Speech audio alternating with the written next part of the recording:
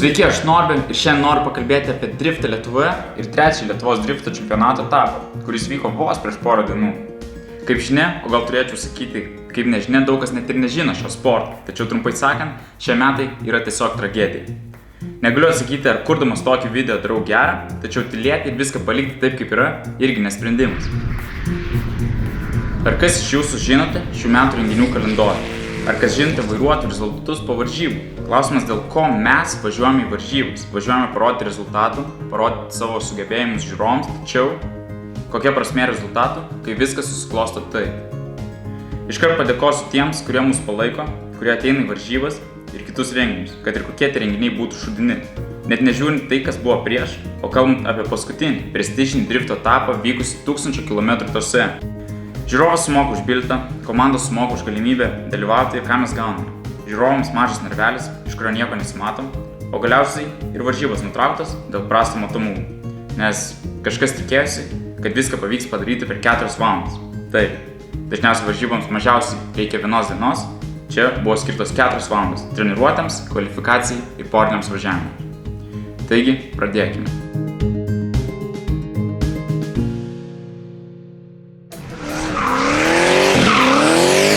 Praleisdami treniruotės ketvirtadienį, atvykome tik penktadienį. Turėjome smulkių darbų prie automobilio paruošimo. Po 4 važiavimų trasoje sekė kvalifikacija. Viskas klostėsi pagal planą. Ignas Donuravičius užėmė 5. vietą ir laikas ruoštis top 16 važiavimui. Top 16 prieš Evaldą Kovalenką.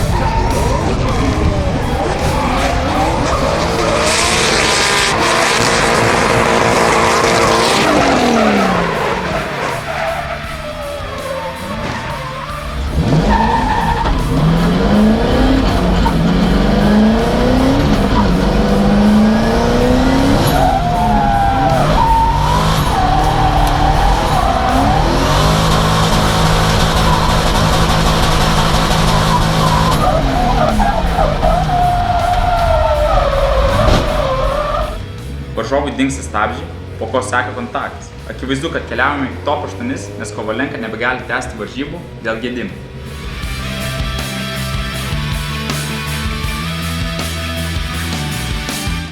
Top 8 prieš Aurimą Vaškelį.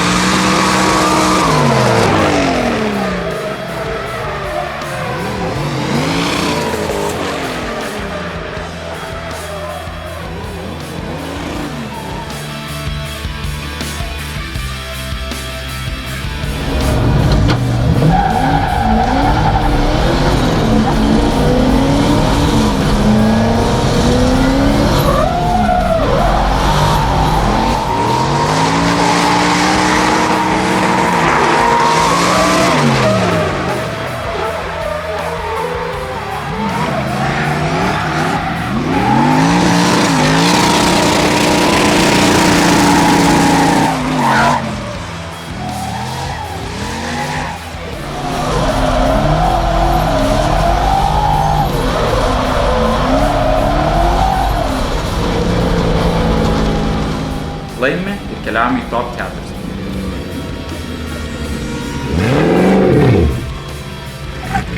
Dabar laukiam top 4 važiavimų, tai arba į finalą, arba į mažą finalą dėl 3 vietos kovoti. Reikia į finalą. Reikia ant didžiosios scenos. Čia viskas ir prasidėjo. Peržiūrėjus medžiagą darosi tik dar liūdniau. Teisėjas tai vienas svarbiausias žmogus varžybos. Nuo jo priklauso visų varžybų eiga. Ir vėl prisiminkime, dėl ko mes čia važiuojame, dėl rezultatų. Būtų smagu, kad teisėjų sprendimu laimėtų tas, kuris ir laimi, ką ir būtų galima pavadinti rezultatu. Top 4 prieš Gediminą Levicką. Po pirmų 2 važiavimų one more time. Ta prasme, likome ir mes nesupratę šio sprendimo. Taip pat kaip ir pats Gediminas liko nesupratęs, kodėl nuspręsta buvo taip. Tačiau argumentas iš teisėjų buvo, kad Ignas nuvertė kugelius trasos gale, nors video pakartojime matome, kad taip nebuvo. Viskas važiuos priekį.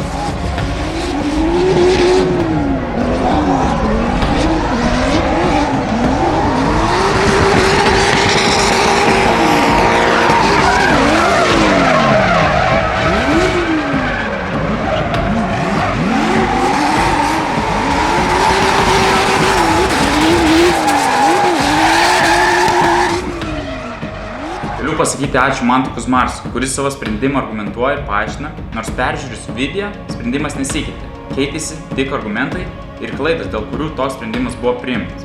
Galiausiai pamačius, kad keliai net nebuvo paliesti, buvo argumentuojama, kad apsisukime Ignas važiavo per dideliu kampu ir sulėtėjo, todėl Gediminas Levickas turėjo išsitiesti.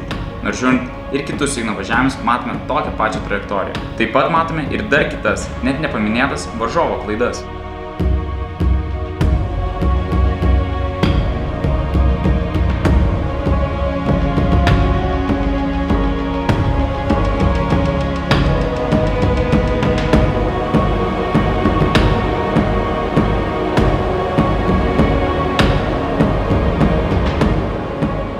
Čia Gediminas Levickas prieš Igną Daunoravičių.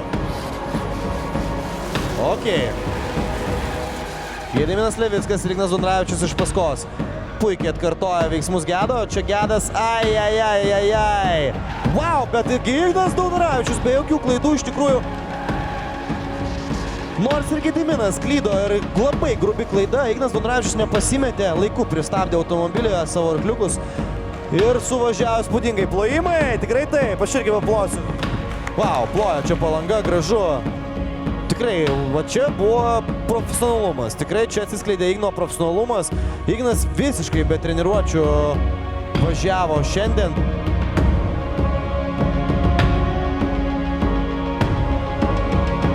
Va čia, va Gedimino didžiulė klaida ir persvedžia vairą, bandydamas susimesti didesnį slydimo kampą. Ignas visiškai nepasimeta, rankinio pagalba. Susižaidžia jisai su variklio galingumu ir pasiekoje to mes turim puikų rezultatą iš Igno. Gedas prieš Igną. Va tai va.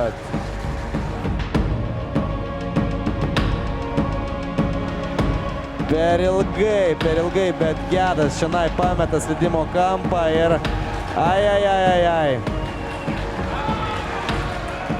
Plojimai, visa Palanga ploja Ignui. Super!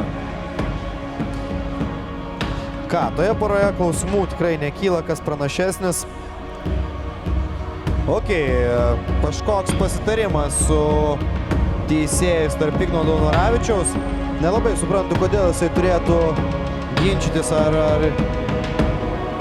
diskutuoti turėtų apie kažką, nes iš tikrųjų juntamas jo pranašumas ir jis turėtų keliauti toliau be jokios abejonės. Nežinau, kur ta šuo pagastas, nebent sprendimas buvo ne jo naudai, bet tai būtų visiškai nepaaiškinama iš teisėjų. Kelią numušė pirmam važiavime. Ką buvo? Nu, bet tai aš nenoriu one more time, aš noriu laimėti. Ne, nu rimtai. Tai kaip čia? Andrius Miciūnas, dar vienas teisėjas. Nežinau, kaip jis čia atsirado. Kažkada buvo geras drifteris prieš gerus 5 ir daugiau metų, tačiau dabar būtų laikas susirašyti į etiketo pamokas, išmokti bendrauti ir tą progą prisiminti, kur jis yra šiuo metu. Driftas nėra karas.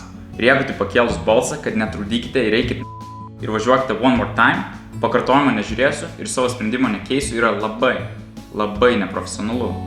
Per kiekvienas varžybas yra akcentuojama, kad čia yra pro lygis, profesionalios varžybos. Bus atkreipiamas dėmesys į visas smulkmenas. O kas gaunasi? Matote, kas gaunasi. Nors ir pagal Lietuvos drifto reglamentą ir Lietuvos automobilių sporto kodeksą, kuriame yra rašoma, kad protestas turi būti paduotas ne vėliau kaip per 30 minučių po oficialaus pirminių rezultatų paskelbimo. Mes taip ir padarėme, iškart pavažiavome, tačiau kažko pakeisti nepavyko. Paskaitykime kodeksą toliau. Pasirodo, egzistuoja toks žmogus ar žmonių grupė kaip sporto komisarai. Ar jie nors kartą buvo drifto varžybose? Čia vat ir klausimas. Kalbant apie video pakartojimą, sporto komisarai gali naudoti bet kokią video ar elektroninę sistemą, kuri padėtų jiems priimti sprendimą. Sporto komisarų sprendimas yra viršesnis už fakto teisėjų sprendimą. Ir antras svarbus punktas – klaidos. Jeigu teisėjas mano, kad padarė klaidą, jis gali ją ištaisyti su sąlyga, jeigu ištaisymui pritarė sporto komisarai. Taigi, viską buvo galima išspręsti ir kitaip. Tačiau Lietuvoje teisėjų sprendimai nėra viešinami, važiavimo pakartojimai neperžiūrimi, o sezono pabaigoje išgirsime tą pačią dainelę, kad reikia kažkaip kelti šio sporto lygį Lietuvoje. Pažiūrėkime į užsienį. Amerikoje viskas transliuojama gyvai, nors taip pat buvo ir penktadienį, tačiau teisėjai vertinti važiavimą iš video pakartojimų tiesiog nenorėjo. Konkrečiai kalbant apie Formal Drift, visi mato, kuris teisėjas, kuriam varžovui skiria pergalę. Bet palagi čia Lietuva. Taisyklės keičiasi su kiekvienom varžybom, o jeigu per susirinkimą prieš varžybas paklausi teisėjų kokios smulkmenos, dažniausiai būsi išjuoktas, kad nereikia žiūrėti, kaip kažkas vyksta kitur. Nors pirmi 2 Lietuvos drifto čempionato etapai vyko užsienį. Tam, kad pakelti lygį? Kokį lygį? Grįžtame prie top 4 kovos ir važiuojame dar kartą. Deja, pasiduota buvo dar prieš išvažiuojant į trasą. Po tokio teisėjų sprendimo susikaupti ir sulaikyti emocijas yra tikrai sunku. Dar liūdniau yra girdėti, kaip brolis po kiekvienų varžybų sako, kad tai yra jo paskutinės varžybos, nes tiesiog nebėra malonumo važiuoti.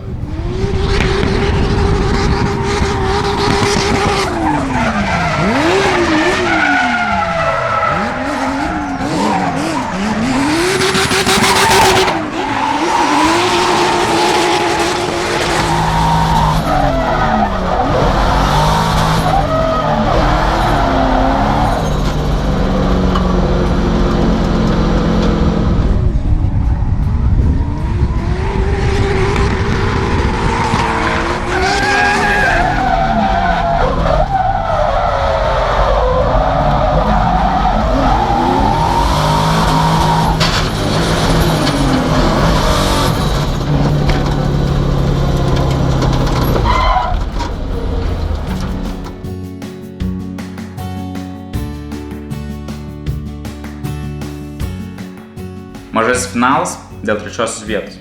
Pakalbėkime apie saugumą. Kiekvienas automobilis prieš varžybas turi praeiti techninę komisiją, kuri įvertina, ar automobilis yra tvarkingas ir tinkamas startuoti varžybas. Taigi, važiavimas dėl 3 vietos prieš Andrių Čibirką, kurio automobilio siurbimo kolektoriuje atsirado įtrūkimas. Ar tai pakankamai tvarkinga ir nepavojinga trasa, negaliu spręsti. Tačiau drifto istorijoje yra buvo ne vienas atvejis, kai tam tikram vairuotojui buvo neleista startuoti dėl tam tikrų gedimų ar apgadinimų. Manau, tos dienos varžybose net nebuvo žmogaus, kuris reguliuotų šią tvarką. Bet pats vairuotojas prisiėmė atsakomybę rizikuoti ir galima startuoti kovoje dėl 3 vietos. Pirmas važiavimas – viskas arba nieko.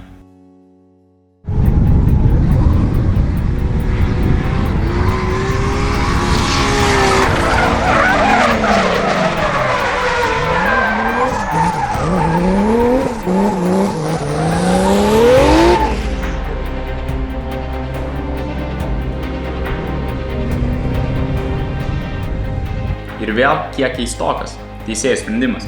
Iš video pakartojimo sakyčiau, kad trasos apsisukime priešininkas akivaizdžiai sulėtėjo, beveik sustojo ir Ignas neišvengė kontakto, nes nebėra kur dėtis.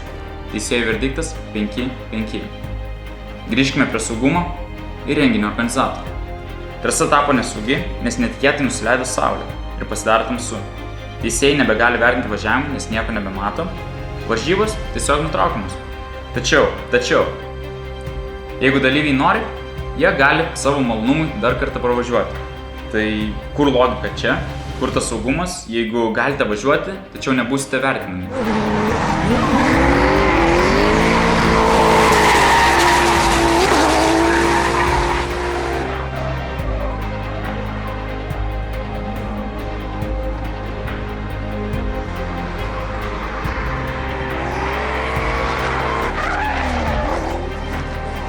Antras važiavimas, po kurio Andriaus Čibirkos automobilis iš trasos yra parstumiamas. Nežinia, ar variklio, ar važiuoklės gedimas, tačiau tik galima nuspręsti, koks būtų teisėjų sprendimas, jeigu būtų vertinamas šis važiavimas. Pagrindinio finalo ir mini finalo nugalėtojai yra sprendžiami pagal kvalifikacijos rezultatus. Kadangi Ignas Donoravičius buvo 5, o Andrius Čibirka 3, Ignas pralaimi ir lieka 4 vietoje.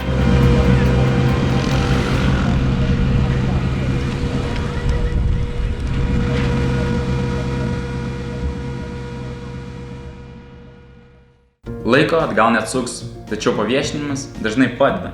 Gal kažkas susipras kitam kartui. Tik vėl klausimas, kam tokiam reiktų susiprasti. Kas organizuoja drifto čempionatą? Neturime kažkokio vieno aiškaus organizatoriaus, paskutiniam minutėm apsiima tai daryti kas tik nori. Kas nustato reglamentus ir taisyklės? Drifto komitetas, kuris kiekvienais metais keičiasi. Kas gali teisėjauti drifto varžybose? Ar reikia turėti kažkokią teisėjo licenciją? Vien žodžiu, daug neaiškių klausimų ir pats neaiškiausias man, dėl ko dalyviai dar važiuoja ir stengiasi. Nepagalvojate, kad pas mane ar pas Igną nebėra užsteigimo dalyvauti, tačiau, kai dedasi tokie dalykai, tiesiog nebėra tikslo.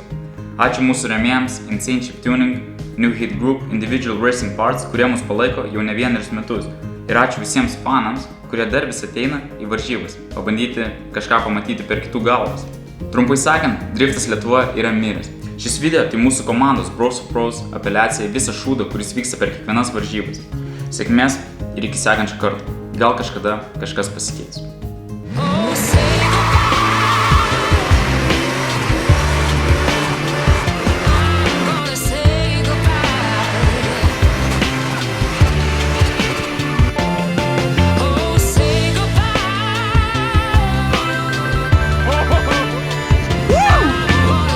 Let's go, folks!